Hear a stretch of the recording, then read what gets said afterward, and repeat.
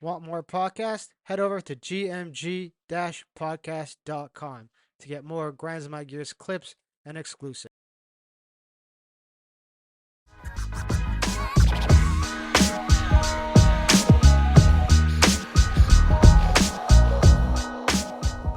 Let's do it. Here we go. Another episode of Grind My Gears, and we have the powerful Bruce Colero. How you doing, brother? Good, brother. How are you? I'm all right. And you are a powerhouse in the business industry. You're really doing really big things in the supplement game and in business right now, and it's a pleasure to get to talk to you, get to pick your brain, get Thank you. to explore what's going on in that business mindset head of yours. So, first thing is, how's everything going? How are you doing? Like, I haven't seen you in a while. Normally, I see you in the gym, but haven't Yeah, been there in a while because I've been grappling a lot. So, how are you yeah. been keeping and all that kind of jazz? So, in terms of training, I tore my meniscus a couple of months ago, and so I'm back to training now. Yeah. I had to take some time off from fighting, but I still kept training. I did cardio that I was able to do. I swam. I lifted weights, and then I went back to yoga. Yeah. And I found that yoga helped a great deal in my recovery. And then yesterday, I just went for stem cells and PRP. So you're still living the dream even when you're injured. I Yeah. can't take time off. Yeah. I've been there before too. I've torn my meniscus, and luckily for me, the way it flapped over, they didn't have to repair it. Like, I tore my ACL the first time, and they sewed it back on. But Yeah, the second time I retore it, it just like it flapped in a way where it didn't bug me, right? It's only certain days I'll feel it lock up a little bit, and then I just yeah, kind of like take a day off, and then it kind of just settles down. Is that the right. same for you? You didn't do the surgery, did you? No, um, it's similar to yours. It's not at a point where um, I need the surgery. If I damage it further, I will need it. Yeah. Um, so I'm just gonna go until I fuck it up, and then I'll get the surgery. Right, that's exactly what I do. Except unfortunately, it doesn't work out so well for me if I fucking have But surgery. the grappling doesn't bother your injury. No, not the meniscus. No. What I do find though is sometimes I'll get like a sliding event where I feel like my knee slide in the Yeah, meniscus a little bit. And yeah, what I've learned to do is because I'm continuing fighting is when that happens, it happens mostly when I'm hitting pads. And I didn't get a good warm up in. yeah, And when it slides, I actually just like fall on the floor and cave. And everyone's like looks and is like, "Yo, you okay?" And I'm like, "Yeah," because when I feel like when I resist the slide, yeah. that's when the damage is done. So I've learned to kind of because I'm a jujitsu guy, I've learned to flop on my ass my whole entire life. So Right. it's not a bad deal. Like, it's not a bad deal for me to just like give out and fall on the floor and play guard if I need to, right? Sure. But so one of the things that I love about you is like you run this successful company.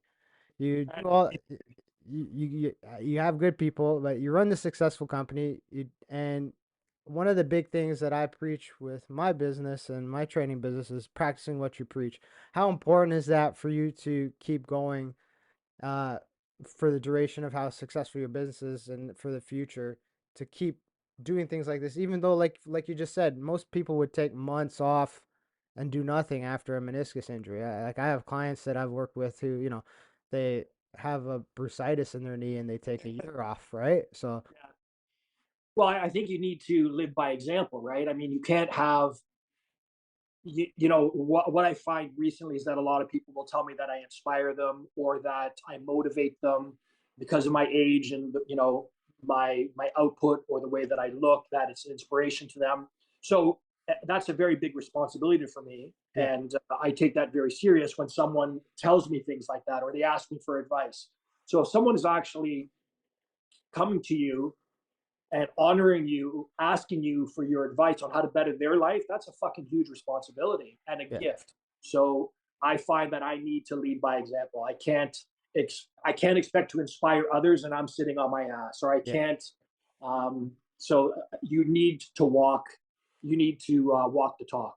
yeah. And now I want to dive into entrepreneurship and business because that's like really what well, it's not what you're known for. You're known for martial arts and a lot of other stuff, but you've embraced this business life rather amazingly, and you've done really well at it. So Thank you. first thing I wanted to kind of pick your brain at is what is like meaning what does an entrepreneur mean to you? Like like we have all these different meanings of this and people throw around like everyone hashtags I'm an entrepreneur, Yeah, yeah. hashtag this, right? I'm And a fucking influencer or I'm a model. Like, fuck like, off. yeah, exactly. So what does it mean to you in terms of the scope of the things that you've done and where you're going with business? Well, I think an entrepreneur is anybody that pursues a passion for them, that goes against the societal norm and does what feels good for them. Like, I'm incredibly blessed that I've been able to make a living doing something that I love. You know, Yeah. the photography, working for Playboy and all that, and doing the comic book covers. That to me is just hobbies, but I truly love doing it. Right. So if Yeah. you can do what you are passionate about, or if you can do what you're good at, and then just keep going forward to that goal, whatever it is that that goal is for you, then you will ultimately have success. And that's not to say that you're not going to get knocked off, Yeah. distracted, set back. I mean, I've had horrendous fucking mistakes. Yeah, I listened to some of the other podcasts you've done, and I've heard about that. And I mean, we don't need to go. If someone wants to know about them, they can go listen to those ones. But there's always that. Everyone always thinks it's like you start a business and everything goes up, right? No. Whereas it's almost like you know the old graph that goes around social media where life of a fighter, where oh you win a fight and then you get. Yeah, yeah, yeah, yeah. I view entrepreneurship as the same thing It because is the same thing. And you're there's blessed to be on a growth spurt like I am currently. um, you at least know that a if you get knocked down, you'll get back up. yeah. I mean, as we spoke in my prior podcast, I've been knocked down really fucking bad. Yeah. But if you know that you've gotten back, it's just like if if I punch you, my hardest fucking punch, and I knock you down, and you're like, and you get up, and you're like, okay, bitch, that was nothing. You know that you can handle it again. So Yeah. now you have more confidence. So if you know that you can get knocked down and get back up, it's a plus. And if you know that there are going to be knockdowns moving forward, then you're not devastated when they happen. Yeah. And you could fully fucking expect that there's going to be setbacks, The either your own mistakes, other people's mistakes, extraneous X factors that you just couldn't have calculated. All that shit happens. and one of the things I think obviously we're gonna see a lot of businesses fail in the next couple months and years, but Uh, one of the things that we're also gonna see is a lot of really good businesses because some of the people around me, like the same people around you who have survived and we know them really well, um, they embrace this challenge of the pandemic because in certain industries, there wasn't much you can do, right? right? Yep. Sadly. And there wasn't much you could like. You could have, a couple privates behind closed doors, but you couldn't. At the end of the day, there wasn't much certain industries could do. Like my wife's in the hair industry. There wasn't much she could do other than 100%. My go. girlfriend's in the hair industry. And so there was, and what that has, I think we'll see in the future is really strong entrepreneurship coming out of that because the ones that did survive and will survive, and I'm not saying that the ones that didn't survive did anything wrong. I know some of them where it is what it is. It's shit luck and money ran out, and that is what it is. But the other end of that spectrum is you're going to see a lot of really great businesses come out of this, who were able to pivot and were able to, find other ways to give their product and their services, despite Had the to. fact. You had to, and I agree 100% with you. It was very unfortunate. First of all, I think this whole pandemic thing was bullshit. Yeah, That's another conversation. When this would be an example of an X factor that no one could have seen coming. yeah, You know, I know businesses, generational businesses that had to go under because of yeah. this bullshit. But if you had the opportunity to do something else, what else could you do? You had to take it. Yeah. And one of the things I wanted to pick your brain about is when you have young entrepreneurs. So one of the things I also think is going to come out of this whole shitty, dumbass government fuck up of a situation that we've had Yep. is well, I'm seeing it and I'm hearing it from some of my clients is I'm seeing a lot of people leaving the traditional workforce because they figured out that it's not for them during the time off that they had to take, and they're starting to do their own thing now. They're starting to well, when businesses close, other businesses have to open, right? It's just a cycle Right. of life. It's the vacuum that's created. What kind of advice do you have for people who are saying, okay, I actually want to start being an entrepreneur in the thing that I love to do? Like, because a lot of the time people don't know where to get started. They think they need a whole bunch of capital to get going. They think they need a whole bunch of things. And obviously, you've done it from the ground up. What kind of advice?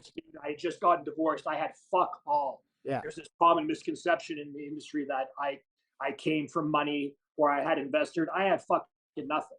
yeah, So so sometimes when I show the things that I have, the cars or the house, it's not to degrade people or put them down or rub their face in it. It's like I'm fucking nobody special and I've achieved this. So can you.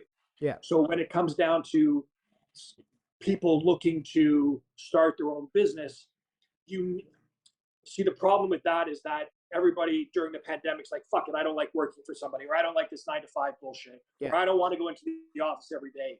If you're looking to start your own business to avoid that, you're making a big fucking mistake because your 9 to 5 is now 9 to midnight. You know, that 9 to 5 that you get your paycheck every 2 weeks is like, I can't afford to take a payroll for myself this month. yeah, So there are gives and takes for every scenario. But like I said, if you are adamant about starting your own business, you need to take a look at what you are offering. You need to look at what your competition is doing. And one of my VPs at work, Jason Bell, he's always when we're developing products, we're always like, what could we be different? How can we be better? And so take a look at whatever product you want to put out. yeah, Take a look at your competition, and how can you be better than they are? What can you do differently than they're doing? And it can't always be price yeah. because then if you're only selling on price, there's always going to be someone who's going to do it for cheaper than you are, and then you're fucked. And then yeah, exactly. Well, like think about simple manufacturing. If it's a simple product, like you might be able to source it from Canada, for example, but Mm-hmm. some guy might source it from China. And Yep. at the end of the day, consumers don't give a fuck. When it comes down to like a situation like an environment that we're in right now where inflation is super high Yep. and people are struggling to put food on the table, if they need something for just say just let's in our industry say something as simple as exercise, they need resistance bands. They're not gonna go to the fucking Canadian made store that's $10 more. Right. In times of turbulence, they're gonna get the cheapest fucking thing possible, right? 100%. The only caveat to that is if you've established, like, Perfect Sports is not the cheapest brand on the market, Yeah, but we've established ourselves in terms of quality and integrity behind the brand. So therefore, when somebody is willing to take Perfect Sports, they know they are getting the very best and they know they're getting what they pay for. And in my industry, sadly, that's not always the case. no, well, that's why it's such a tough industry. I don't think people understand how tough the supplement industry is because it's almost like fitness is the same way, but it's almost like going into it's a watered down thing. Everybody at one point thought they could put out a supplement line, For right? sure. There's Right? a lot of celebrities that did it. Exactly. I was just about to say that like I wouldn't be surprised if Kevin Hart comes out with another fucking He did, line. bro. He They fucking did. just came out with a supplement line. Oh, geez. It's like, come on, man. Like, Yeah. I understand he's a businessman and he's a great businessman and he's a great Yep. comedian and he's a pretty decent actor. I wouldn't say great actor, His but movies are getting fucking formulaic. Like it's always the same shit. You're always so seeing that like look on his eyes, like that yeah, fucking and look. going back to but to Kevin Hart, some of his movies are getting he's throwing in those little woke little scenes here and there, and we're like, why the fuck did you have to put that in there? It had no bearing in the movie. I'm so against this woke movement. I am consistently getting on into arguments on Facebook because of it. Yeah. I fucking hate it. me, Netflix me Disney is just riddled with this woke agenda. Well, I mean, this is an example from just this morning. My brother posted on one of my posts, and he was talking about how he can still beat me in basketball and baseball. And I was like, I'll still beat you, old man. And I got censored. Like they said that inciting Oh, hate and violence. I put it on my story. Go check it out. It's fucking bullshit. Like all I said was, I'll beat you at both sports, old man. To my older brother. Like we're just like that. Apparently, I'm inciting hate. That's the kind of woke culture that we're dealing with. Anyway, right. back to the topic at hand because we could go on all day about that bullshit. Yeah. Um, so one of the things I wanted to touch on is that a lot of big time business guys, they always preach, okay, if you want to be successful in business, you have to dedicate 24 hours a day to it. You have to grind your ass off. You have to go to bed late, get up early. Um, I'm an entrepreneur and I don't view it as that because I think that a lot of success has comes with balance. Mhm. But there is a grind that comes to building a good sustainable business. Like I'll give myself as an example is like at the start of the pandemic, I had to really put in significant hours to build a client load and a support system where if there was a lockdown, I would still be okay. But that was because I had to build the infrastructure to get there, Yep. right? Um, I wanted you to touch on like obviously right now you have like you always say you have a great team at Perfect Sports, but what is the grind like to get there and how do people get to the point where they can maintain and build a great business but still not get to the point where they hate the business that they built because they have to put 100. in so much time? You said it perfectly. There has to be a balance. But I'm not going to lie, you're going to have to do whatever it takes in order to get to these sort of mini thresholds that you need to go to the next level. Yeah, So it's not for the weak-hearted and it's not for the lazy. There's a certain comfort in knowing every 2 weeks you're going to get paid, yeah, and and when you have, and especially for people that have responsibilities. When I first started the supplement company, I had no responsibilities. yeah, So if you have responsibilities, going out on your own and risking your livelihood is much harder when you have kids, a wife, partner, whatever it is. yeah, But you need to do whatever it takes to get to where you want to go. And if that means hustling, that means hustling. But there, you can't burn yourself out because then you completely fucked yourself. yeah, Right now, let's take someone who's a personal trainer yeah. That's and they exactly want to. that's exactly what I'm doing, right? So that's Right. exactly our business. So you are your sole source of income. If you get sick, you're not training anybody, you're not getting paid. Yeah, So um, sort of people of that ilk need to be very conscientious of balance of their own health. They can't kill themselves getting to the next level because there won't be a next level. yeah. So And there is a certain amount of self restraint required. well, I'm glad you used that example too because that happened to me with the burnout. Right. Because I had to hustle and grind so much during the pandemic. I'm lucky that our business model is mostly in-home services and online services, so it didn't get affected by a lockdown so much. But I was getting to the point where I was putting in so many hours to because when something like that happens, when a pandemic, well, it will happen again, but when a pandemic happens, you have, and when I say that, I'm saying that as a complete conspiracy theorist right now. It will happen again. You're preaching to the choir. I 100% believe that come this winter, there's going to be some fuckery. Yeah. So the problem with what happened was, is it, as a small business owner, it creates a sense of anxiety every now and then when these changes happen. And my wife can testify to this is like, I was going 2 years hard straight, 2 hard years. And in December of last year, I crashed. Like I took Mhm. 2 weeks off for the holidays and it just wasn't enough. And then lo and behold, we go into another lockdown. And then I had a complete, I wouldn't say breakdown, but I had to take a whole month and a half and step back. I did the bare minimum to keep things going. But it was like I had a little bit of a mental health crisis. And I'm man enough to admit, uh, First of all, fucking much respect for you to yeah. admit that.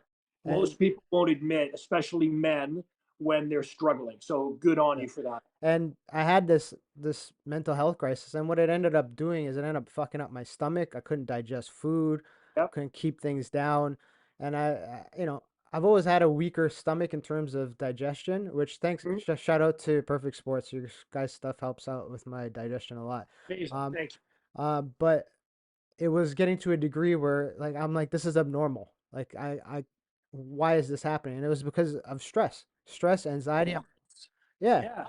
Your every digestive system is linked to your anxiety levels. yeah So if you're ever stressed out or anxious, you're either going to shit yourself, or you don't want to eat, or you're going to be constipated. Like there's a direct link between your mood and your body. yeah, And and like thankfully, we're accepting that more. yes, we're and the problem I had was I am a fighter at heart, but Mm-hmm. I take as I transition in life, I'm taking that fighter mentality into business. So Good. while I never had a financial issue or we were never financially set back from any of the lockdowns, I viewed it as a negative because it limited my growth opportunity, my opportunity to build on my brand, build different products, do the things that I wanted to do. So every time these cycles of things happen, I got that anxiety of like, fuck, here goes my plans for the next 6 months. I have to put them on the back burner, and Right. that's what contributed to that in the increased stress, the increased anxiety, and which led me to that point. And one of the things I want to convey to people is like, as a business owner, that is your red flag that you need to slow the fuck down. Still do what you need to do to keep things going, but and my advice is like I'm never gonna get there again. I've learned my lesson.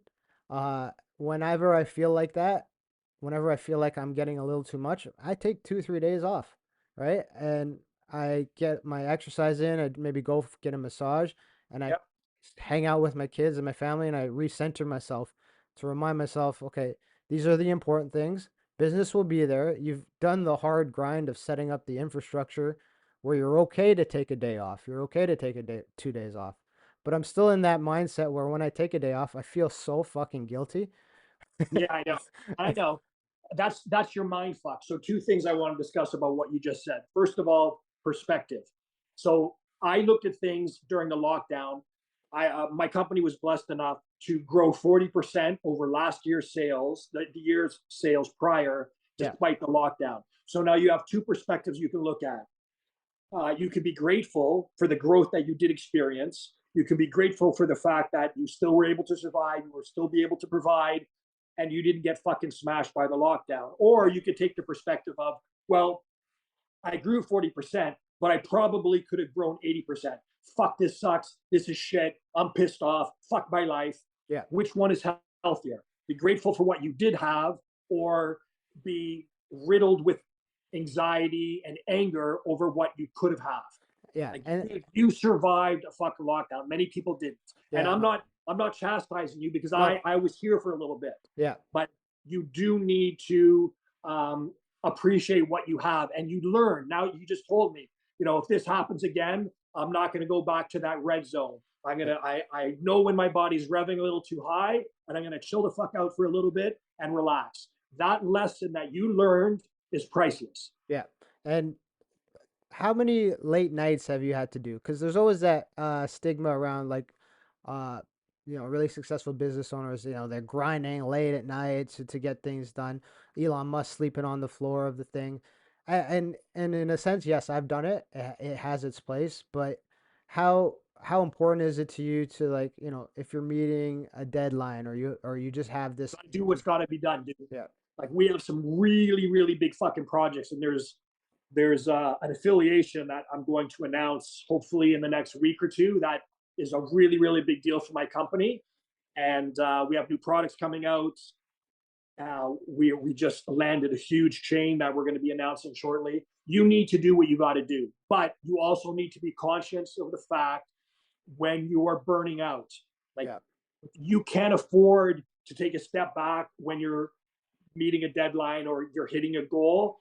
You need to promise yourself that when you hit that goal, you need to chill out a little bit. You're going to take a couple of days off. You're going to recenter. I meditate every morning. yeah, It gets me centered. It gets me, it gets me going on the day in the proper way. But when you start to feel, and everybody knows those signs, anxiety and depression for the most part, is your body saying, "Hey, asshole, Slow things down. aren't right here. You know, I'm sending you a fucking signal. You're shitting yourself. You're anxious. What more do I need to tell you that you need to take a step back, reassess, and and go a little slower?" Yeah. And when we talk about perfect sports and entrepreneurship, there's always that pressure to innovate.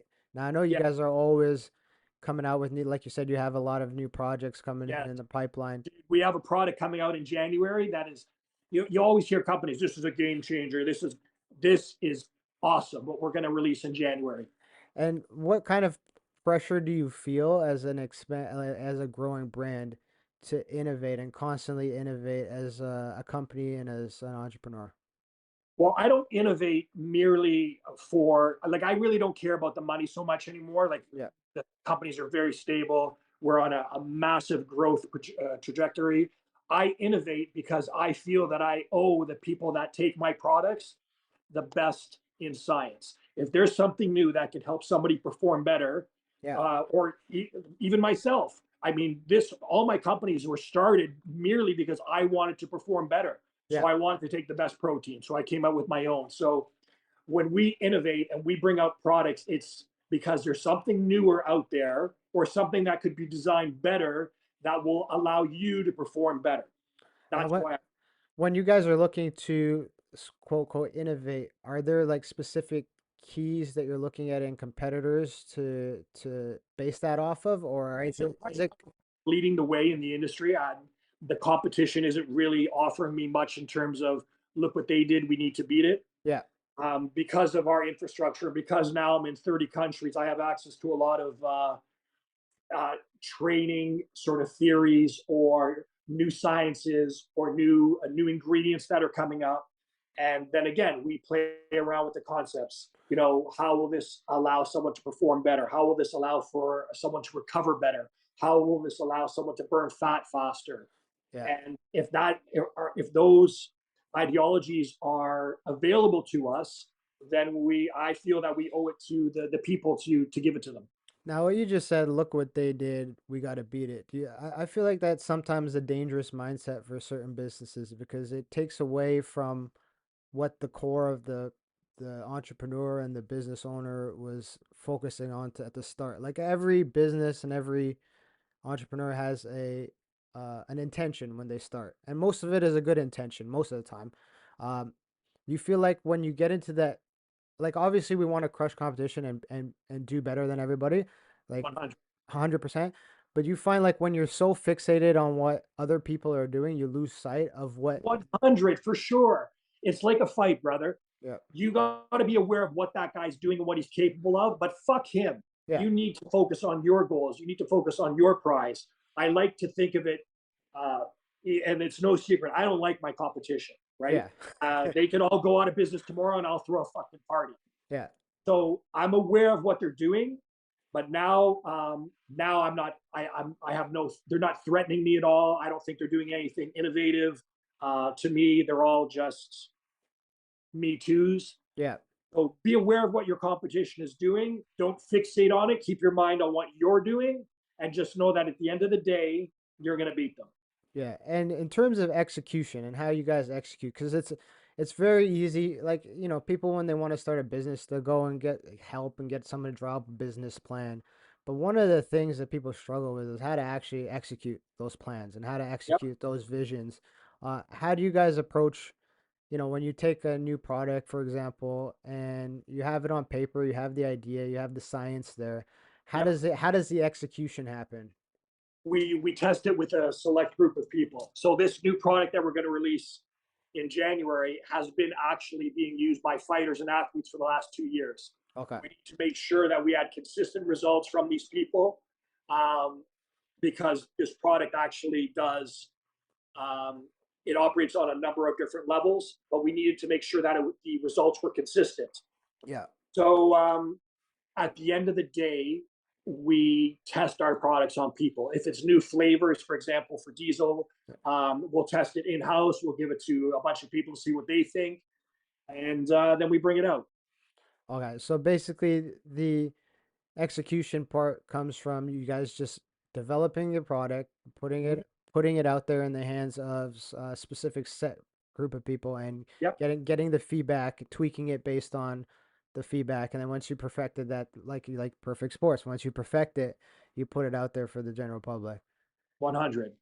But And again, you have to bring out a product, and this translate into any industry. yeah, You have to bring out something that is in demand, or you have to educate the public as to why they need this product and or why your product is better, and that can be expensive. yeah, So that's why sometimes a lot of companies will wait and allow someone to bring out a product and then just knock it off, because they don't have to yeah, educate the public as to why, this product is, you need this product, dude, like this, you need this. yeah. And then this other company comes out and like, okay, well, ours is just like that, it's $5 cheaper. But what people don't understand is that this company, the first to market, generally takes about 70% of the marketplace. Yeah.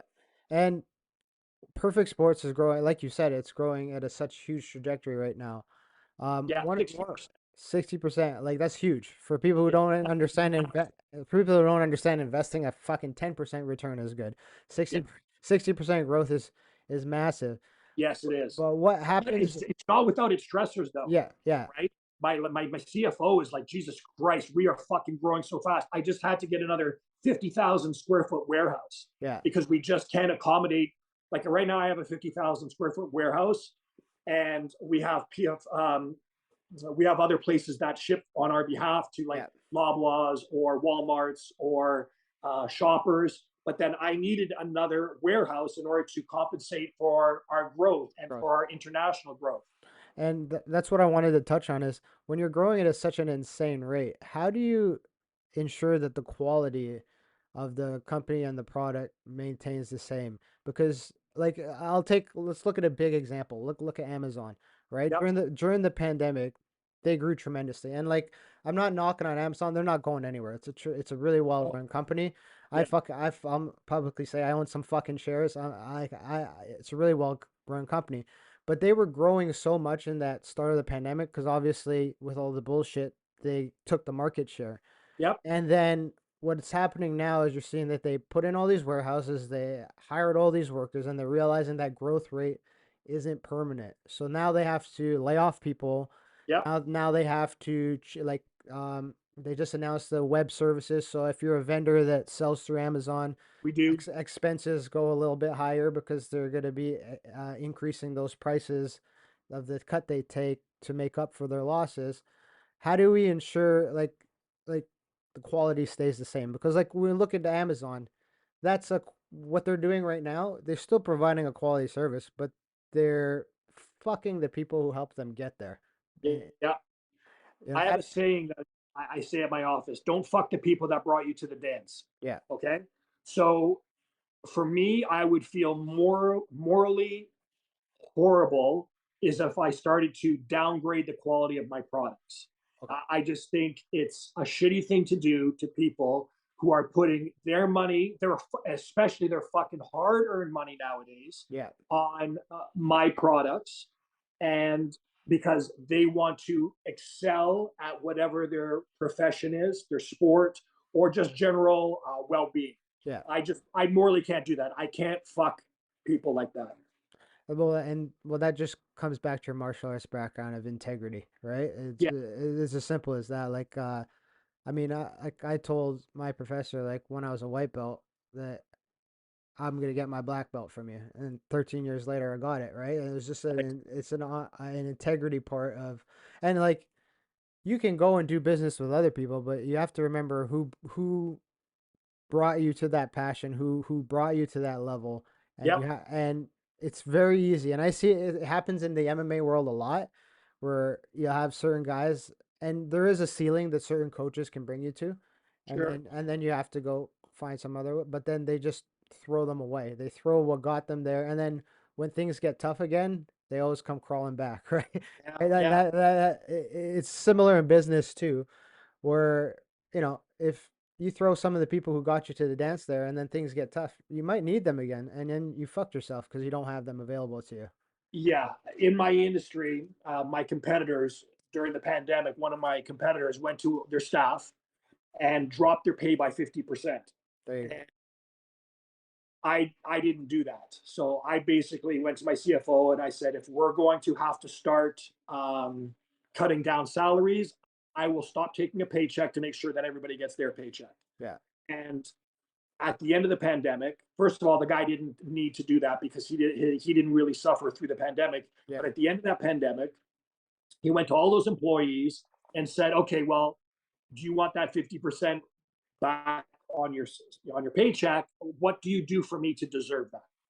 So I have people that have been with me for 10, 15 years. If I you would just be a son of a bitch to to go to those people who have been loyal to you Yeah.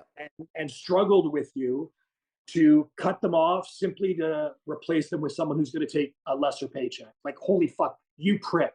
Yeah. I just can't see you being able to sleep at night to just say, my sister was with Paramount, the theater company, Yeah. Paramount Movies. Yeah. She was there, I think, 40 years. And she's just turned 59, and they fucking fired her just so they could replace her with somebody cheaper. Yeah. The same thing. I mean, my dad's old now, but the same thing happened to him at the bank, where he was working for the bank, and 1 year before his pension, to get his full pension, they laid him off and brought in somebody younger, so they didn't have to pay out that pension. Like, honestly, yeah, like and I it's understand why people go postal for shit like that. Like, how can you do that? I honestly, it blows my mind that people could be so fucking cold. well, and we're not talking about small companies here. We're talking about I bank. know, They're fucking printing money like nothing right now, and I know. they're doing that to people. So I mean, that's comes to show like that nine to like I don't have anything against somebody who works 9 to 5 for a big company, but one of the things I want people to take away from the last 3 years is those companies don't give a fuck about you. You're just they're Mostly they don't. most of them, right? I don't want to put a generic statement out there. Most of them don't give a shit. If you were to disappear tomorrow, they will replace you, and you would just be another tick on the stat sheet. So that's why it's Yeah, important to pursue your passions, because when the ride's over, you want to make sure that you've left a lasting impression somewhere, and it better be with your own shit than with someone else's shit. You know what I mean? right. Hopefully, that I think if you devote yourself to the company you work for and you show loyalty, um, that they reward you for that. If Yeah, you could speak to any of my employees, and I don't even call them my employees, like I don't even like that term. Like, yeah, I work with the people at Perfect Sports. yeah. I'm no more important than anybody else in that company. And any one of those people will say that Perfect is an amazing place to work. Everybody's treated exceedingly well. I pay the best out of anybody in my industry. That's fucking great to hear, Bruce. That's why I like you. That's why you guys are doing so well. But one of the things I wanted to touch on was the other part of business is in investing. Now, a lot of there's a lot of things to sort of invest in. But one of the things I want to ask you is, other than your business, is there any other things that you invest in personally, like stocks, real estate, anything, other Comic bit, books. comic book, uh, uh, any other things you invest in? And like I said, it's a really wide term. Like you said, comic books, they gain in value. What kind of Yeah, I'm things? just a fucking nerd. Yeah, I know you, and you do great work. We're gonna talk about that shortly, but what kind of things you invest in as a businessman in terms of to help grow your personal income and as well as your business capital? Okay, so I tried Bitcoin for a little bit. I also got fucked by a scam on Bitcoin. I only lost 7 grand, but it Yeah, I only lost seven. I think people need. I think people need their steady check, right? People. yeah, I think they need a side hustle, and then when you start to achieve money, you need to set up things for passive income, yeah, things that are generating money for you where you're not doing shit. The comics, yeah, they're worth a lot of money, but I have no intention of selling them, so I'm fucked. yeah, I have a side business where I buy hunter jumper horses from Europe. I train them and I sell them in North America or in Canada, and that's strictly a financial thing. I put the money down for the horses. Me and my partners, we get them flown in, we get them trained, and they're sold. I have yeah, no input into any of it. I invest and I get paid out at the end. yeah. So that's a nice little side gig. But I really don't do too much past that. I don't know enough about stocks, though I do have RRSPs, but Yeah. that's handled through my business. At the end of the year, I put a chunk of change down on it. Um, but I have really no other forms of passive income.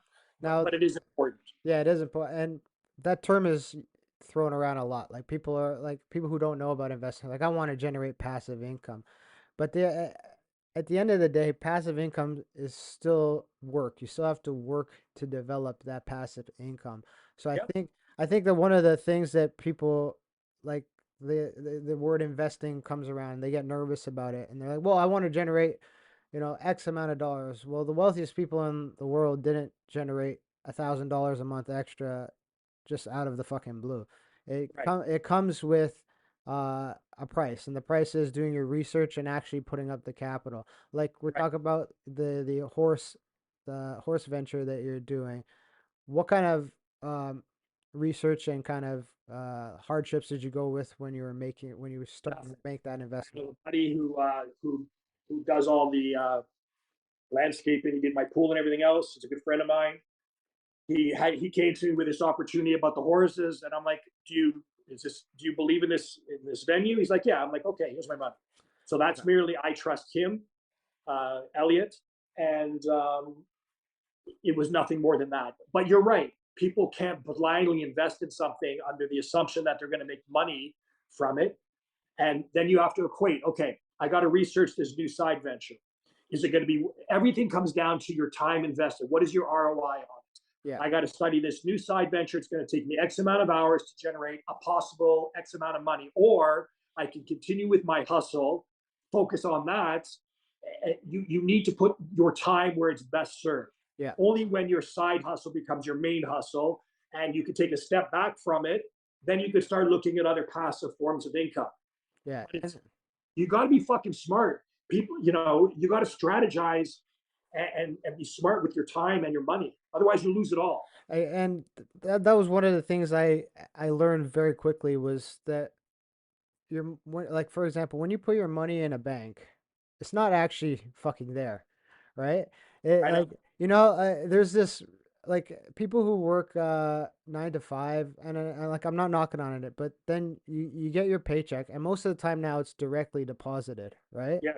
So you've worked all these hours, and then the money goes into your account, and then I've asked a couple of the young guys that I train with, have you ever seen your money? And they're like, what the fuck are you talking about? And I'm like, no, have you ever physically seen your money that you've made?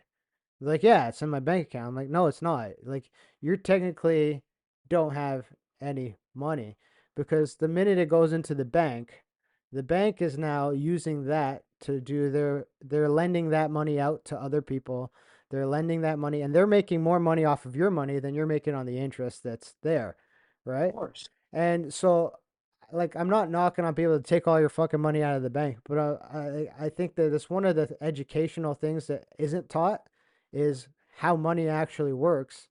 And when people will understand, okay, if I have $20,000 sitting in a bank account doing nothing, and this was my wake up call because we had a bunch of money sitting there, and when I did the math, we made like $1.50 in interest over a fucking year. And I'm like, that is bullshit. Right. Whether you do some research, you pick like a simple blue chip stock, like something that you know is very low risk, and it doesn't have to be a stock, it could be anything.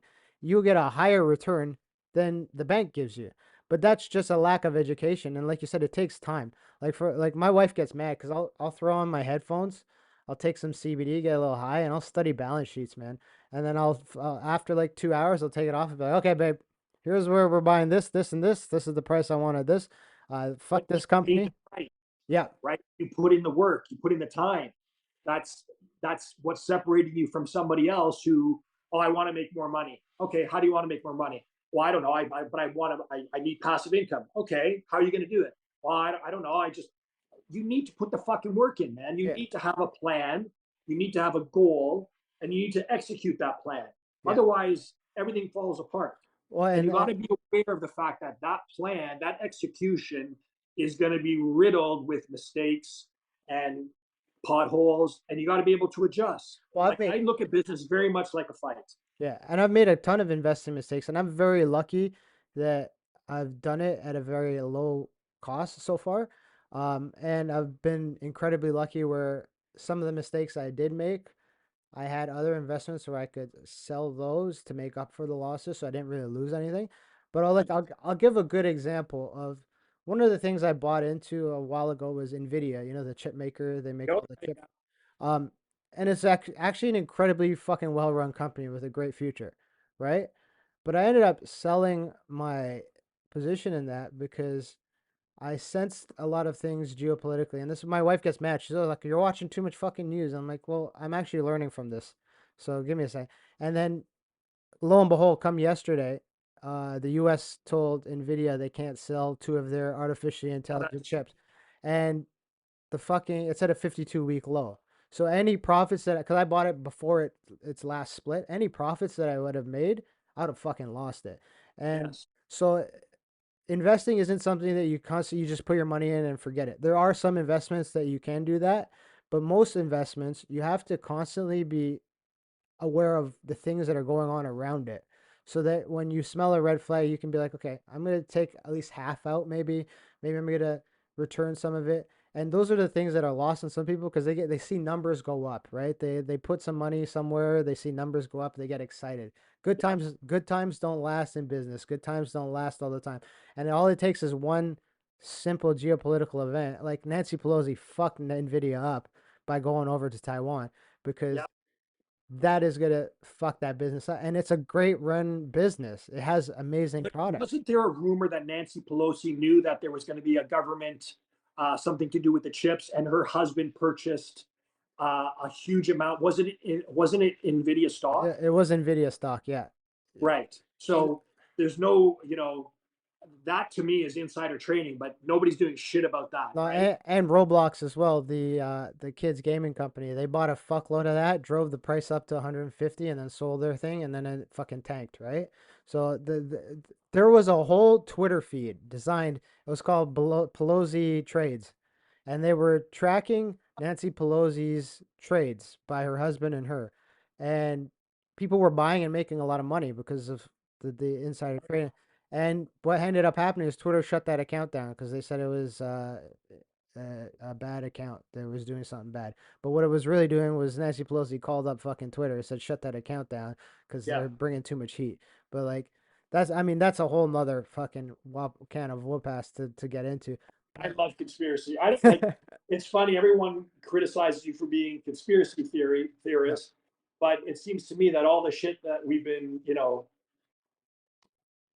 conspiracizing happened. true. Yeah. I, at the start of the pandemic, I wish I still had the sheet, but some conspiracy theorist, or I wouldn't call him a conspiracy theorist now, he's a truth giver, but he put out a whole fucking list of everything that would happen. And I wish I had reposted it because I fucking lost the list, but everything word for word happened. And I'm like, it's not really a conspiracy theory anymore, is it? Right. It's truth, but they'll still label them as that, right? Course, or But they'll censor it, or they'll skew the media image of that person to so that when somebody looks at that individual, they're like, well, he's a crackhead, or yeah, he's this society today is so fucked. well, it is. Let's get back to investing here. When it comes to Yeah. perfect sports, um, obviously you guys are on a huge trajectory in terms of growth, and your balance sheet is probably looking really good. How does that go into you guys investing in products? Like, uh, we talk about investing, when good times are good, is that when you guys look to launch new things, or are you You know, always, there's a book called The Art of War by Sun Tzu, yeah, right? When you're strong, appear weak. When you're weak, appear strong. And so I sort of take that philosophy in a little bit of a different direction. When we're strong, I want to take a look at the scenario as if, what if this doesn't work out? What if we're weak? I have currently right now, coming from overseas, $700,000 worth of equipment, yeah, because in order to accommodate our growth, I need to bring in two more production lines. So when you're strong and you're growing, you need to take steps to A, make sure that you can maintain that growth, and B, if you are on a trajectory, do something to make sure that you can keep growing. A lot of people become complacent. Yeah. You know, we make X amount of money, we're good. Let's just keep the status quo. Fuck that. Yeah. Always strive to be better. Always be great. So when you have the possibility to innovate and you see the proper landscape to bring something out, do it. And what percent of I don't need to get into your guys' business finance, but what percent of your funds do you guys allocate to that innovation part? I don't look at it like that. Don't look If up. there's an opportunity to bring out something, then I will bring it out. So you And will go all in on something if you guys believe it, then, right? yeah, for sure. If I got something, let me put it this way: this product I'm bringing out in January, if I can guarantee that as a fighter or somebody, you're going to make weight Yeah. by taking a single pill, wouldn't you do it? Fuck yeah, I'd do it in a heartbeat. You know, Exactly. I hate eating dried chicken breast, man. I don't like Right. that shit. And my Right. So we have something coming out that is going to revolutionize the industry. No bullshit. and I'm looking forward to it. And I believe you when I say it's gonna be good. When it comes to like all the things we've talked about so far is like investing in entrepreneurship. One of the things I have a big issue with is our education system. Oh And God, what and system? and my biggest like there's a lot of problems with it, but my biggest problem is that it teaches kids to be stuck in this cycle of you go to school to get a good job Yeah, learn the to Pythagorean theorem because to you'll work, use that fucking day. yeah, and to work 50 years for some guy to get your pension and retire comfortably, and that's what life is like, right? You're a Now, cog in a machine. a cog They in a don't machine. want free thinkers. They don't want people that are radicals. They want people that are just maintain the status quo because those people are easy to control. You don't want people that are thinking, hey, that's fucked. Why are you, you know, why are you telling me to do this to my body? It's my freedom of choice and you're enforcing something on me. Yeah, But you have all these motherfuckers that were so compliant. Yes, yes, give me the shots, give me the fucking boosters. Stay home, 6 feet away, wear a mask. yeah, Fuck you. yeah. It's all fucking bullshit. Even to this day, I see someone wearing a mask. I'm thinking, you fucking sheep. It Yeah. infuriates me when I see that shit. Just across here, I saw someone wearing a mask on their own balcony. It was hilarious. I'm like, what the? I don't get it, man. You see a motherfucker in their car by themselves wearing a mask. And like, it's your fucking face. Put whatever on, but like at some point, where does common sense come in, right? And it's not so common. When do you not take a step back and take a look at the big picture? Because yesterday that they basically said that if you have COVID now, you don't have to sequester yourself for 5 days Yeah, unless you're traveling. If you yeah, come back, you still got to sequester yourself for 14 days. yeah. So let me get this straight. I test positive for fucking COVID, I can and I go don't work. have to stay home for 5 days. But if I travel and come home, then I got to stay home for 14 days. Yeah, At what point do you think that doesn't really make a lot of fucking sense? yeah. Okay, yeah. We could go on for days about that shit because I agree with you on everything there. But getting And back to what we were talking, education. education. It's they teach people to be a cog in a machine. And like I spoke to my mom about this not too long ago. And my mom is an immigrant and she came here and she admitted she's like we didn't know any better. That's like what we thought as an immigrant family coming to Canada, like that's what you should do, right? Um why now we know that they want us that there's a kind of a systematic placement of why they want people to be cogs in this machine. But what can people do, or what can we do as entrepreneurs ourselves to help change this focus so that in the education system, kids and young adults, high school, going into university even, can say that, hey, you know what? I don't need to be this cog in this. I don't need to take out this amount of X amount of debt to go to school Yeah, where I have a talent right now. Like one of the things I'm going to be very adamant on my daughter and my son is like, if I see that they're really damn good at something when they're 13, 14, 15 years old, I'm going to say go all in. Like yeah, that's what you should if you want to fucking bake cupcakes, be damn good at it. And by the time you're 21, you're going to not have to worry about whatever. You can take that to another level, whatever the hell it is. But I'm not going to for 1 second tell them you need to go to school. You need to go get an education because those things are important, but they're not as important as previously stressed. You know what I mean? What can we do to kind of help change this narrative that entrepreneurship and business ownership is and investing for that matter is a good thing? Well, I don't have issue with people that are working 9 to 5 because if everybody was an entrepreneur, there would be no businesses because everybody would be out doing their own thing. Yeah. But if you have a passion for something and you're good at it, and so let's stop that statement right there Yeah. because you also have to be realistic and understand because you hear that whole artist, I'm an artist but I'm broke. Yeah. Can what you feel good about doing, what you're passionate about, can it realistically make you money? And if it can, pursue that. And if it can't, you have to decide that whatever that can provide for you, are you going to be happy with that? Yeah.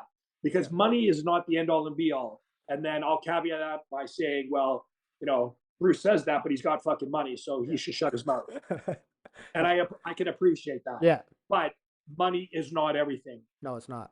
If you have a job that you fucking hate going to every day, but you're making money doing it, your life is going to be in conflict. There's no balance. Yeah. So you need, I firmly believe when people come up to me and say, what should I do for my future? I'm going to be like, what are you good at?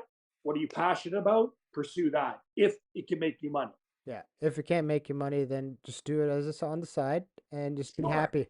Yeah. Yeah. There's Do it as a nothing, side gig. See if you can make money doing it, or just do it because it makes you fucking happy. or Do do, your regular shit, make your money, yeah. and then do what you love to do to make you happy. Or do it in whatever little money it brings in, invest it and grow that fucking money. Yeah, yeah. Yeah. There's an idea for everybody. Now, one of the things that you're really damn good at that people don't expect from you is you're a fucking great photographer. Like I enjoy seeing some of your art, especially because some of it is like really, I wouldn't say out there, but it's really innovative. Like you've managed to capture like these beautiful women and add this spin that you have because like you said, you're a comic book nerd, right? Yeah. And you do a really good job at it. Uh, Thank you. what inspires your creativity for that vision? Because it's something I haven't seen before. It's not a typical kind of art that is put out there. Hmm. I don't know. I'm a very visual person, and so I'll take something of appeal, and then I'll look at it and see what I can do to make it different, or even just your standard photo of a woman. Yeah, There's ways that you can do it that separates it from the typical. And I think that comes just down to my own ego. I like to do things better than anybody else, or yeah, I strive to be better than everybody else. But in terms of the artwork, I just love that shit. I love the visual aspect of taking something that's not normal and then making it look real, making it look believable. yeah. So I love being creative, And do you? and it extends even to music. Like I play the piano. I have a creative aspect, and I think that's also very important for people to do as well. Do something that uh, allows for your creativity to flow. Yeah. And I'm gonna give an example of that for me, and it's like a lot of people don't know. I'm a fucking Lego nerd, right? I love Lego, right? Did you see that Millennium Falcon Lego kit? Yeah, but That big motherfucker. I'm gonna send you the Christmas village because I do a Christmas village. I'm gonna send you the videos of it because like a lot of people don't get to see it because I think I'm also shadow banned on fucking Instagram, but uh, Me too. it innovates my creativity, and I tell my wife this every time is like when I do too much business and fighting stuff and training, and I get kind of stuck, and then I just go and build something really fucking fantastic out of Lego.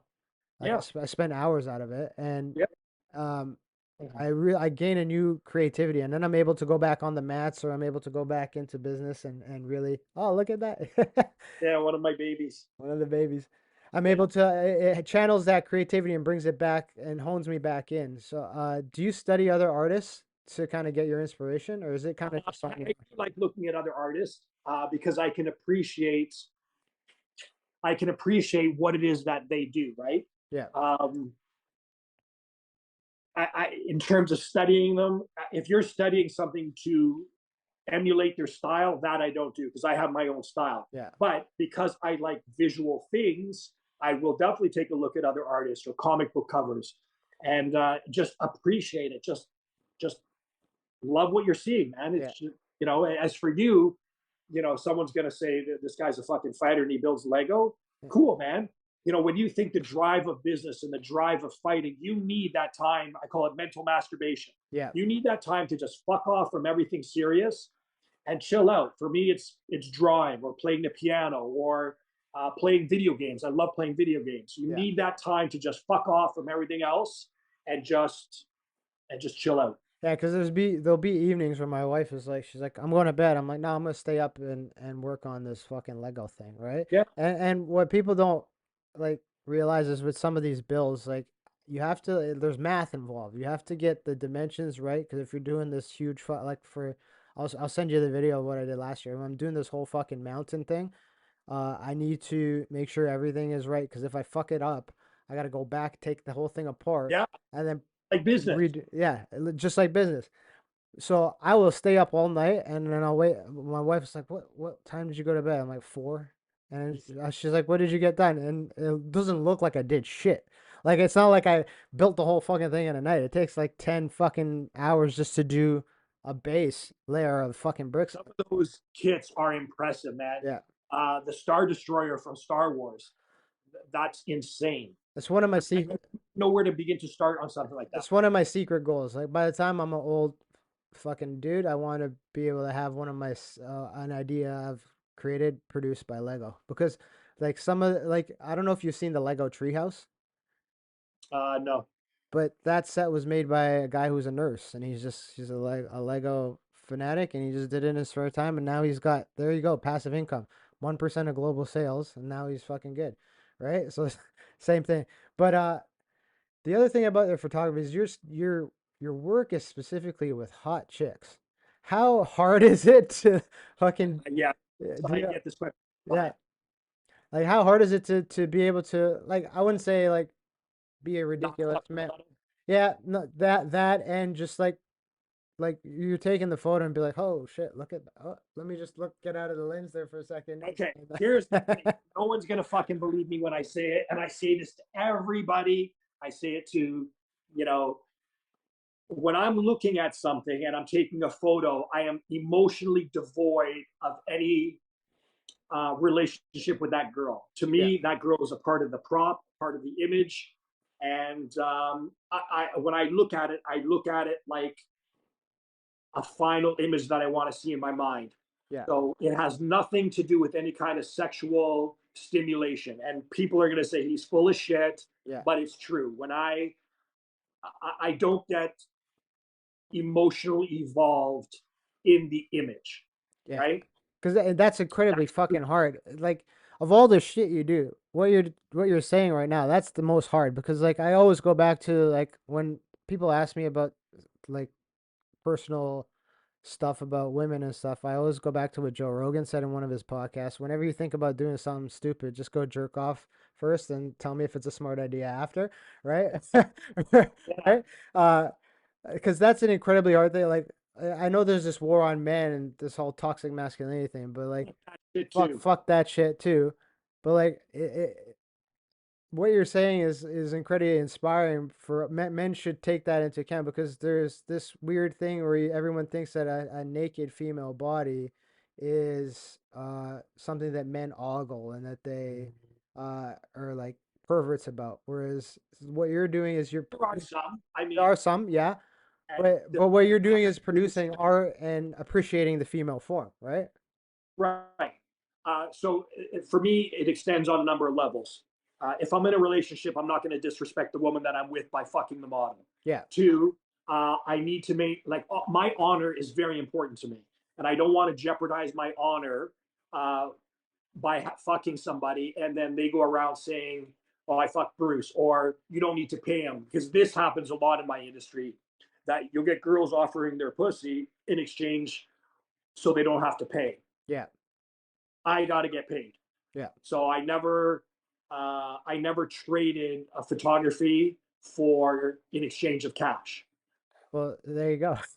So that's the way I just To clear that up for everybody. nowadays my honor is very important. Yeah, I because don't anything that jeopardizes the way people look at me. of that, because of the specific kind of photos that you take, it's very easy for these women to, say, "Hey, he did this," and lie about that shit. I always have a female on the set with me. I Yeah, and always have a makeup artist or my assistant on the set because you're right.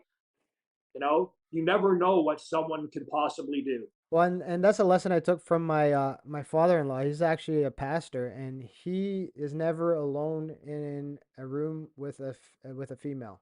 There's always Yeah, somebody else there with him, and it's not because he feels uncomfortable.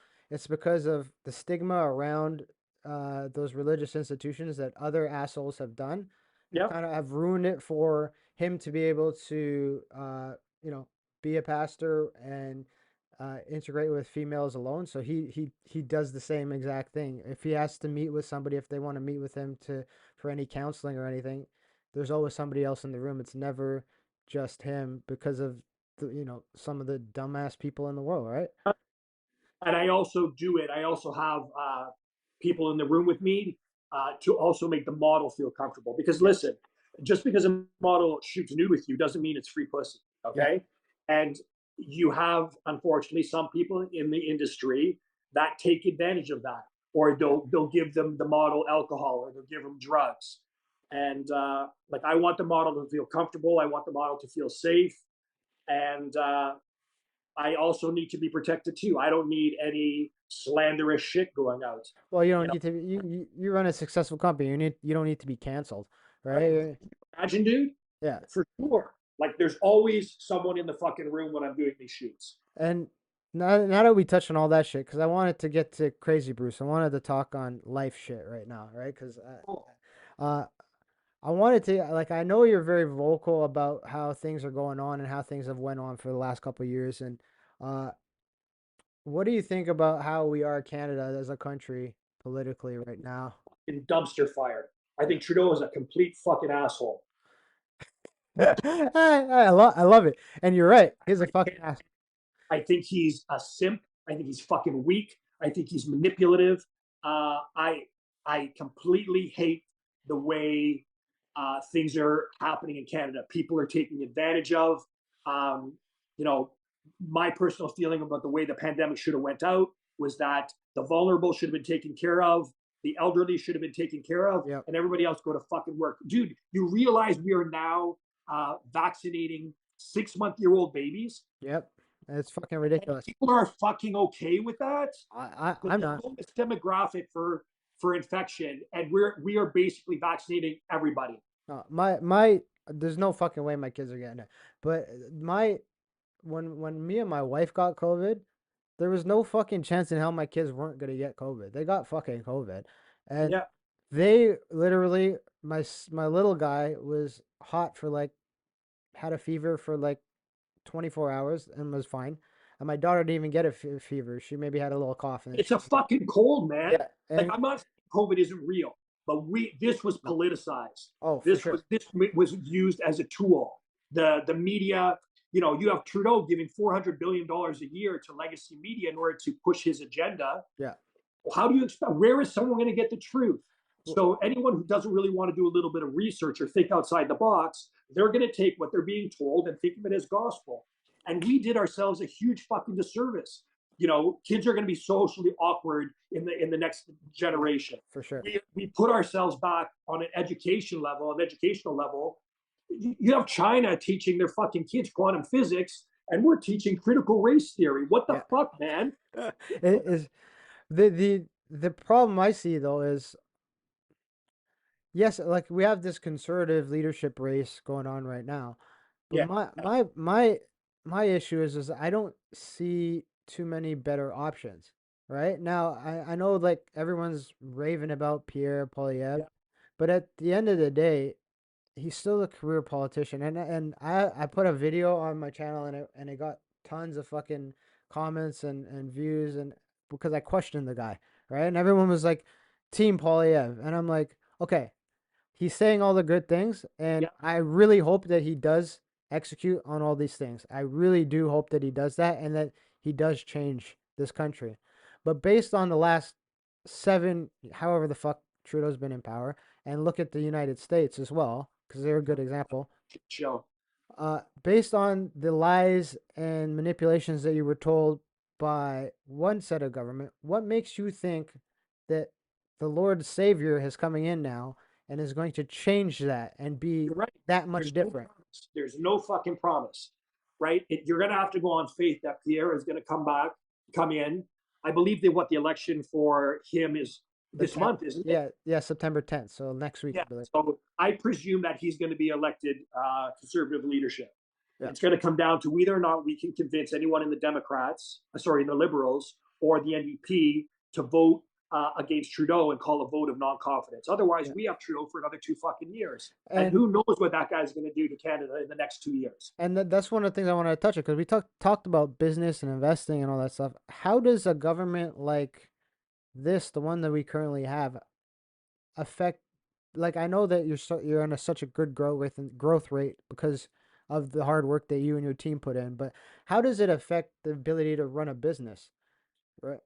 Well, there are things that are happening, globally that do affect us, like cargo containers, shipping, cost of fuel. All these things affect your bottom line. Yeah, But at the end of the day, no matter what somebody throws at you, you gotta be smart enough to kind of see it coming. And if you can't see it coming, you got to be able to weather the blow and rise above it and continue on your course. because I think a lot of people forget, like they see a successful entrepreneurs and businessmen, but they're a victim to inflation too, right? It's not like you're running Bezos level fucking Richie Rich money here, right? Yeah, You're still, like you said, when fuel goes up, it increased your shipping costs. It yeah, increased, and in turn, that means you're like, well, do I want to pay for more shipping or do I want to invest that money and bring in product lines here and produce it on my own? And those are the hard business decisions you have to make. And sometimes that sinks a fucking company, right? yeah.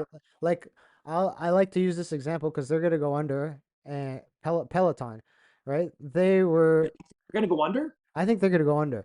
And I'll give you a reason why. Because I've studied their company, because I was interested in making an investment. I don't believe in their product. I'm happy that they put something out there that people are exercising and doing better. Yeah, But they were incredibly profitable in the first year of the pandemic. yeah, Hence, people were locked down. They needed a new option. It provided a pseudo sense of community. Uh, it, they had this fucking bike, and then they went and they made a huge investment and bought a bunch of fucking factories because they wanted to put out the treadmill. Then yeah, their treadmill starts killing toddlers because it was terribly produced, yeah, and now they have to restructure the whole company, and they've got rid of the delivery services. They had their own fucking vans going around. Now they've third partied that out, and they're one of the companies that I think, like when we talked about growth and innovation, they took growth and they fucked it up. They tried to buy too much too fast. yeah. They didn't Sometimes that can happen. they had a great product, but they didn't perfect the product, right? They had a bike and a subscription service. And then then they got a little, they got a little erection. They're like, "Oh, we were getting some fucking money here. People were," and they didn't account for the factors that would happen after. And especially you can't they rushed a treadmill to to market. You can't put out, like I've seen the design, you can't put out a treadmill that has no guard on rail on the back and it's gonna eat a ball up. And that's what happened. If you watch the video, it's fucking frightening of these toddlers. It ate an exercise ball up and the toddler got stuck underneath, right? Like, and so I think they're gonna go under. Or the best hope they have, based on, because they're a public company, is Yeah, the best hope they have is someone like Apple coming in and buying it out and taking it over. But that's a perfect example of yeah, or Amazon. That's a perfect example of growing too fast and fucking it up, right? But what I wanted to also talk to you about is you're very open in how you feel about all this kind of stuff, right? yeah. And r- that's a Nope. that's a rarity in big business now, right? Because this woke culture is penetrating every fucking company imaginable, right? Doesn't Yeah. matter who you are. How do you avoid getting that woke culture Because I think, infiltrating your business? Yeah. right? Treat people fucking right. All right. Don't capitulate to this bullshit. Why are we fucking bending down to 1% of the population that are just whining about shit? Yeah. Right? Be good to people. That's it. Just fucking be good. I'm not going, like, I respect whatever. If you want to tell me today, Bruce, I identify as a plant. Okay. Ash, today you're a plant. But don't think that No. I actually believe you're a fucking plant. Yeah. Okay. I'm going to respect you and I'm not going to try and convince you of the error of your ways. But at the end of the day, dude, you're not a fucking plant, right? So be kind to people, be Yeah. respectful to people, but stop this fucking bowing down to these whiny fucks that are just trying to. This whole cancel culture pisses me off. And you know what's a little disappointing? Rogan is he's sort of getting involved in this cancel culture. He's toning himself down a little bit from Yeah, time to time. a little bit, yeah. And I see that too, and you're not wrong about that. And uh the one of the things, have you heard about this quiet quitting thing? No. Okay, so it's like I just found out about it. One of my clients told me about it. She works for a big bank, and she was telling me there's this new phenomenon. It's called quiet quitting. So it's where workers, instead of, in the past you would go above and beyond to make it to the next level and Yeah, to you fucking got to. exactly. And now it's because they feel underappreciated and they're just going to work to their pay grade. So they're going to be doing whatever is the bare minimum. They're not going to answer emails or anything else, Oh yeah, clock after out. 5 o'clock bullshit. Yeah, and it's this phenomenon of quiet quitting. It's like a silent way of protesting that you should be treated better and all that kind of shit. And Yeah, yeah. Luck with that, buds. Because here's what's going to happen. Ash, I'm sending you an email and you're going to respond back to me. Sorry, Bruce, I don't respond after 5 p.m. I sent that same email to this person and I get a response. When it comes to elevating somebody's career, who do you think I'm going to fucking pick? You or that other person? yeah, they're going to pick the other person, 100%. 100%. So you want to do the bare minimum. That's all you're going to be in society or at your job or at your business. And that will equate to you doing your own fucking thing. Yeah, If you want to be an entrepreneur and do your own business, but you're going to do the bare fucking minimum to get by, good luck to you. you're never going to make it. You're never, No fucking way. you chew you up and swallow you out in an instant. But it's like a thing, and it's a part of this like little woke cancel culture thing. And the other problem I have with what's going on is like, okay, we know what's going on now. We know how this virus is playing out. We know what the government corruption is going on. Yep. We still have a bunch of people who don't want to show up to work. They Yeah. don't. They don't want to show up. They don't want to like do you know who Peter Schiff is? The gold guy. He sells a lot No. of gold.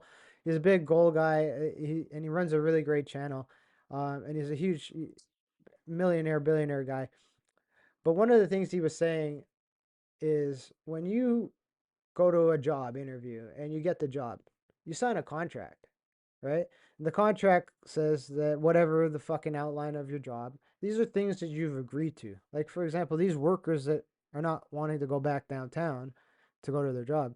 When you signed your employment contract, it said you fucking show up in office. This was an extremely extreme, a different circumstance, Yeah. but you agreed to these set of things. Like now, as a businessman yourself, do you kind of go along with that? Like if you have a worker, or I'm sure you have a great team around you, but if you have a worker that, wants to go back on what they signed on, does that piss you off? How would you feel if I go back on what I fucking honored to pay you for? Yeah, exactly. It works both ways, bud. Yeah, If you're not coming into work, then you're gonna be let go. yeah. And And and we've had experiences like this. I need people, first of all, I think people need to be with one another. When you're brainstorming ideas, I don't want to do it over fucking Zoom or yeah, over the phone. yeah, I like the camaraderie that you have in having a family, and because your business associates should be family to you. You're with them fucking 8 hours, 10 hours a day.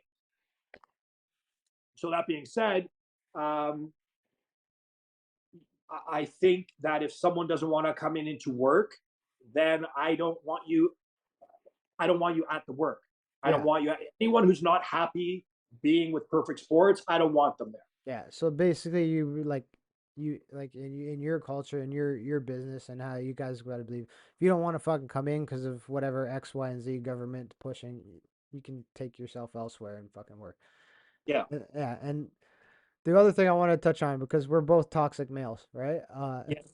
and I'm white too, dude. Yeah, yeah. White heterosexual male. I'm fucked Uh, with appa- money. Apparently, I'm racist because I'm a toxic male and I'm married to a white person, so I'm white privileged. So Yeah, that puts me in another. But one of the things that like we both love to fight. We both love to train. We both love business. I love to shoot. I just got my fucking gun license. I've been shooting my. I've had my license for years. I am a typical toxic male Yeah, in terms of the current culture. Um, but I don't think I am. I'm not toxic at all. I think I'm just being a man. Uh, I one think of that toxic masculinity is fucking bullshit too. yeah, We're raising a bunch of soft motherfuckers.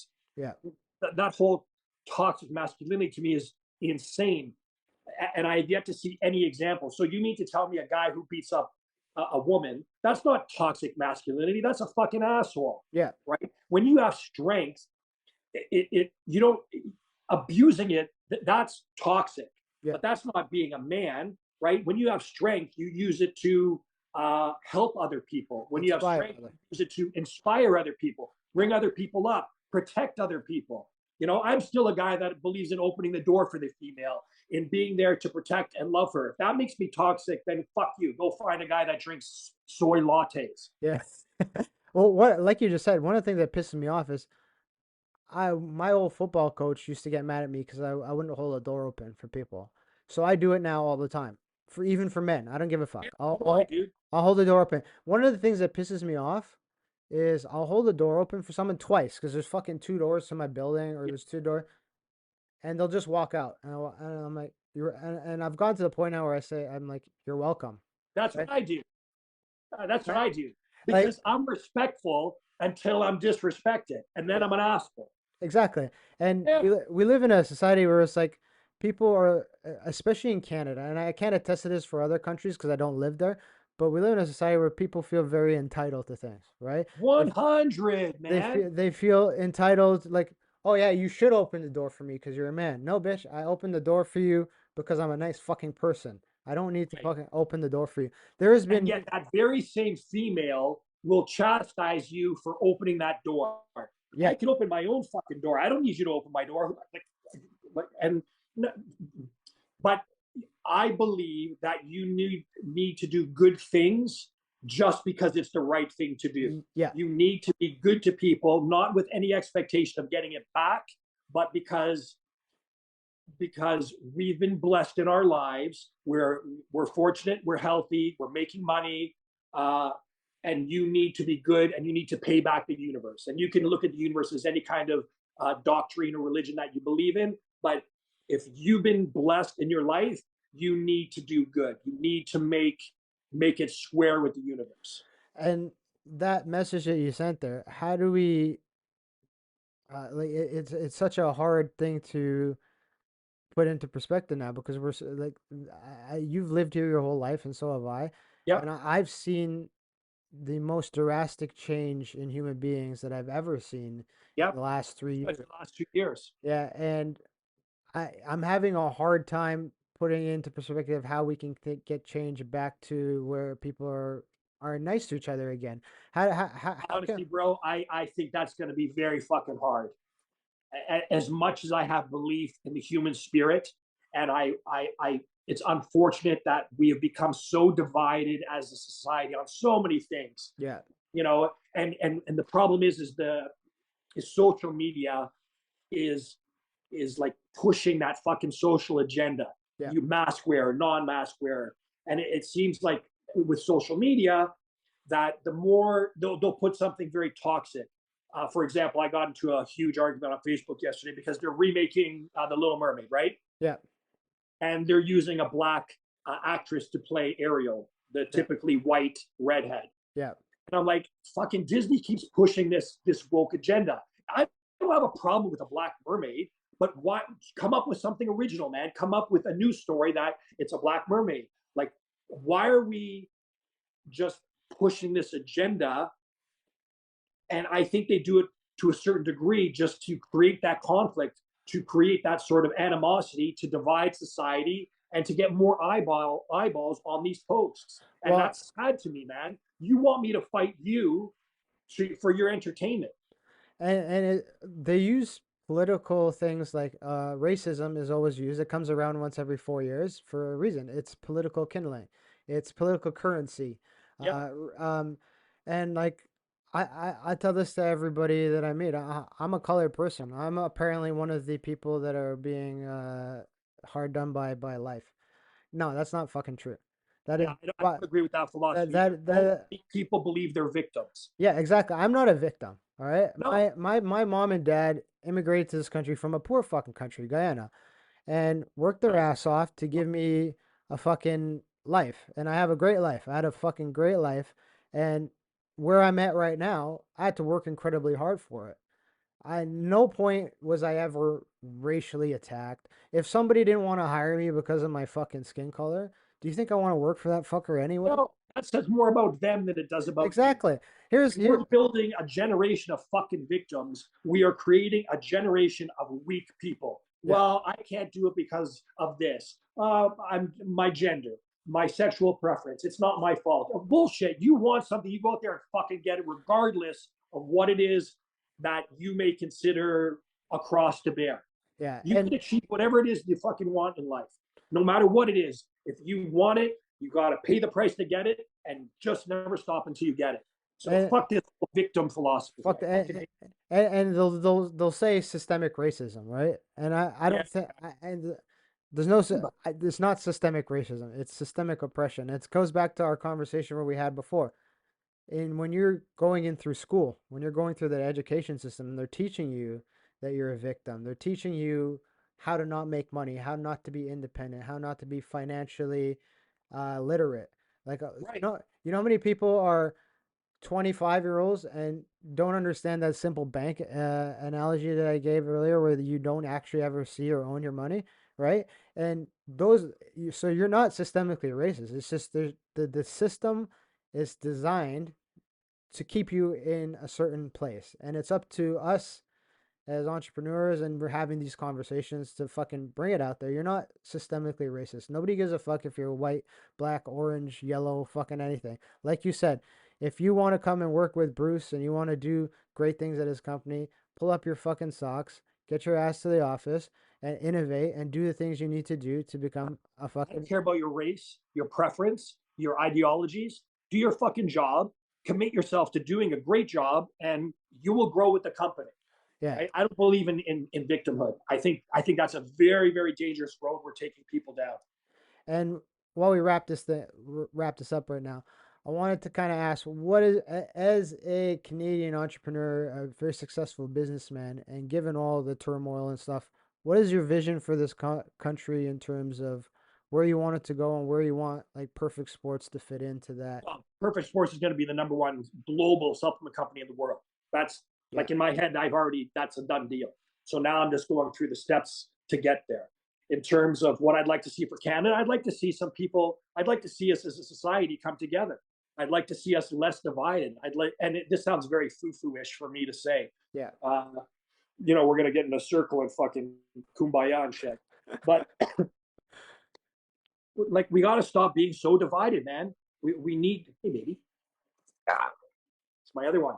there it is. Needed some attention. Yes. We need to start looking out for one another and stop, you know, hating each other. And it's a political tool, and I hate to see that. But at the end of the day, there's going to be all this bullshit that's going on around you. You got to focus on what it is that you want, and just go and get it. Fuck all the bullshit. All Yeah, right, it's gonna happen, and in a myriad of ways, it's always going to be there. So you can't get distracted by the mosquitoes. You got to yeah. focus on what it is you want, and just keep going until you get it or get what you want. There you go. Beautiful way to wrap this up. Let everybody know where they can find you, where they can find Perfect Sports, where they can reach out to you if they want to just fuck. I love talking to people on Facebook or Instagram. It's at Bruce Colero. Perfect Sports is available in stores all across Canada, and we're now in 30 countries. And perfectsports.com. There you But go. yeah, I love hearing from people, unless you're a fucking idiot, in which case I just won't answer you. All right. And I'm gonna say this too. Fucking everyone keeps telling me what a great job I'm doing. Show some fucking love. Subscribe to the fucking channel. Throw some likes. Don't be a dick. You every time I see somebody, they're always like, "Oh, you're doing a great job." Then fucking subscribe, you assholes. Nice. Show some fucking love. Anyway, thank you, Bruce, for doing Thank you. this. I appreciate your time. And he's got one of the best. I'm not just blowing smoke up his ass. I've used his product line. It's fucking fantastic. I'm an athlete. I'm making my return soon, and I'm using your stuff, and it's Nice. helping me make my way back to the cage. So thank you, Bruce, for everything that you're doing, and keep living the dream, brother. I'm gonna watching. Hey everybody, thank you for watching and listening to the Grinds My Gears podcast. Please head over to Spotify, make sure you like and subscribe, as well as head over to YouTube, hit the subscribe button and the like on the video as well, and head over to gmg-podcast.com to get all up-to-date info on the podcast as well as other special things that we have on that website. GMG